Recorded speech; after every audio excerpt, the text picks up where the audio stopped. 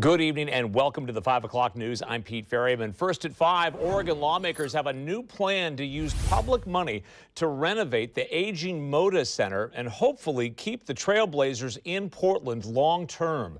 Fox 12's Spencer Schott joins us live from the Moda Center to explain the unique partnership that could make it all happen. Spencer? Yeah, Pete, the Moda Center is the oldest non-renovated arena in the NBA. And unlike other arenas, the Moda is actually owned by the city of Portland. So any renovations that the new owners of the Trailblazers want would have to go through the city. But a new bill that was just introduced to the state legislature would actually shift that ownership partly over to the state and create new revenue streams that would fund a Moda modernization effort. Built in 1995, the Moda Center became the home of the Portland Trailblazers. To the beautiful Moda Center.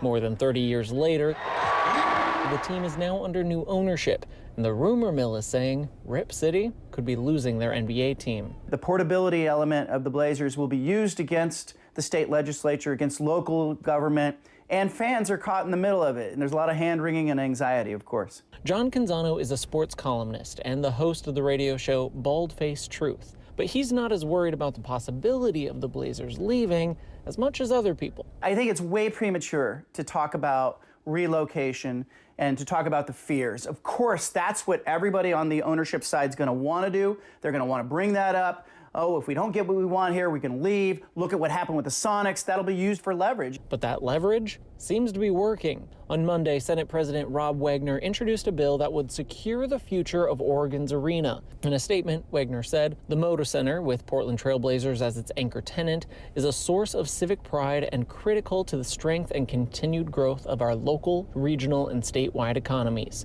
Renovating Oregon's arena is the best investment we can make in Oregon's economic future. Now, this bill has three parts. First, it will create a shared ownership between the state and the city of Portland. Next, it will establish the Oregon Arena Fund that will be used to cover the cost of the renovations. Finally, it will redirect taxes collected in and around the Moda Center, like a jock tax, to the Oregon Arena Fund. So far, this plan's been getting support from multiple levels of government.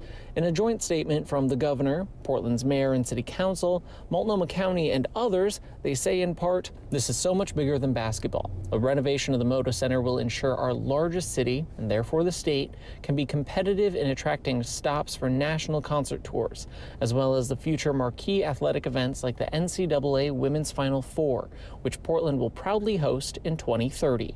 Now, Canzano says the Moda has good bones, so a new arena is not needed, but he would make quite a few changes inside. It just needs to be upgraded and retrofitted, and the luxury suites, they're outdated, and the club level isn't what the club level is in other NBA arenas, and so you have some real opportunities that can make that fan experience better. Now, the Moda Center really is a cornerstone of Oregon's economy. It welcomes about 1.6 million visitors a year and supports more than 4,000 jobs. So if the Trailblazers were to leave, it would not only have a large economic impact here in Portland, but across the state. Reporting live in the Rose Quarter, Spencer Schott, Fox 12.